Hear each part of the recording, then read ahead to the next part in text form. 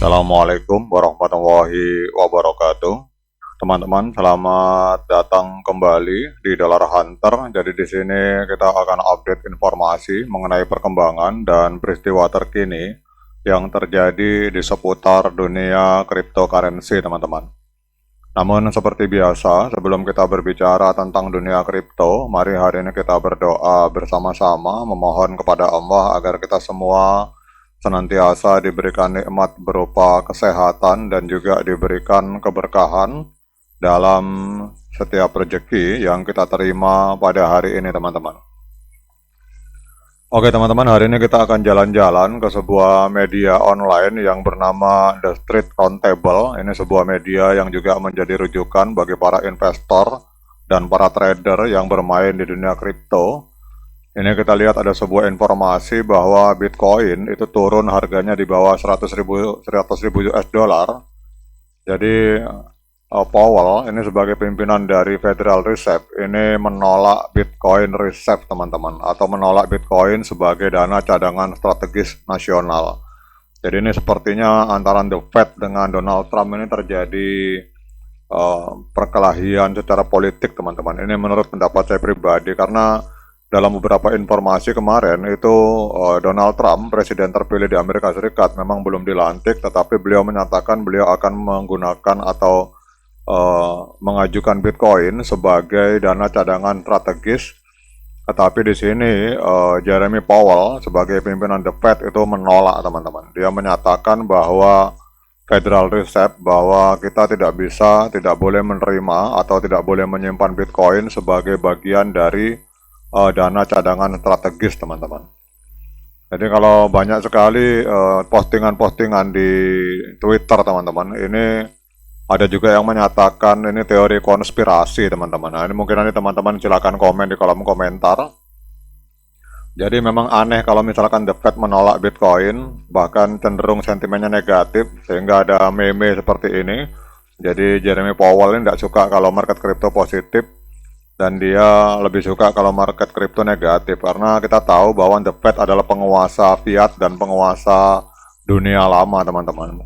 Sehingga menurut saya untuk dunia kripto itu memang kelihatannya menjadi ancaman bagi The Fed, teman-teman. Karena kalau kita tahu bahwa pada saat dolar berhadapan-hadapan dengan Bitcoin itu memang secara otomatis ambruk, teman-teman.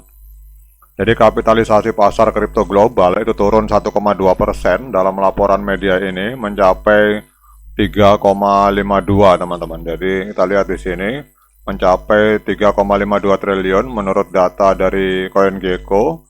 Kemudian pada hari Jumat harga Bitcoin jatuh sampai ke level 92.000 US dollar, teman-teman. Sebelum kembali naik menjadi lebih dari 97.000 US dollar. Meskipun sebelumnya sempat mencapai harga ATH tertinggi itu ada di angka 108.000 US dollar pada hari Selasa. Jadi kalau kita melihat di sini dalam laporan ini sebagian aksi jual ini dipicu oleh berita pada hari Rabu bahwa Federal Reserve itu tidak akan menyimpan Bitcoin sebagai bagian dari cadangannya, dan itu menyebabkan harga Bitcoin, teman-teman, itu anjlok sampai dengan 7%. Kemudian ada kalimat dari Jeremy Powell, dia menyatakan bahwa kami tidak diperbolehkan memiliki Bitcoin. Itu kata Ketua Federal Reserve Jeremy Powell. Jadi Federal Reserve Act menetapkan apa yang dapat kami miliki dan kami tidak mencari perubahan undang-undang. Jadi hal semacam itu merupakan keputusan Kongres, tetapi kami tidak bisa merubah undang-undang di dalam The Fed, teman-teman. Nah, ini bahasanya seperti itu, teman-teman. Ya, banyak juga para influencer dunia kripto yang meyakini bahwa ini semacam teori konspirasi, teman-teman. Karena kita tahu bahwa perusahaan-perusahaan besar di Amerika Serikat semacam BlackRock, Grayscale dan lain-lain itu memborong Bitcoin habis-habisan, teman-teman. Jadi kalau semacam mengkondisikan, seolah-olah The Fed mengkondisikan harga Bitcoin turun sehingga para institusi besar itu bisa melakukan penyeroan, teman-teman. Tetapi kita lihat yang hebatnya El Salvador itu tidak peduli dengan hal tersebut. Di sini El Salvador ini melakukan pembelian 1 juta US dollar, pembelian Bitcoin, teman-teman. Jadi pada saat hari libur dan banyak masyarakat di Amerika Serikat sedang berjuang untuk mendapatkan makanan, gas, dan rumah atau shelter, ini El Salvador malah melakukan pembelian. Dan kita tahu bahwa kebijakan dari El Salvador untuk menjadikan Bitcoin sebagai dana cadangan strategis negaranya itu ternyata berdampak positif terhadap perekonomian El Salvador, teman-teman. Kemudian kalau kita lihat di sini secara keseluruhan kapitalisasi pasar kripto global itu turun 1,2% mencapai 3,52 triliun US dollar menurut CoinGecko. Bahkan di sini untuk Ethereum, aset digital terbesar kedua di dunia, itu juga turun 10% meskipun pada hari Jumat pulih ke harga mendekati 3.467, teman-teman. Sementara Solana itu juga amblas. Jadi hampir semua koin, teman-teman, mengalami kejatuhan gara-gara komentar dari orang tua yang bernama Jerome Powell, teman-teman. Jadi gara-gara beliau ngomong bahwa The Fed tidak boleh menyimpan Bitcoin, akhirnya malah Bitcoin amblas dan kita lihat kondisi di market hari ini.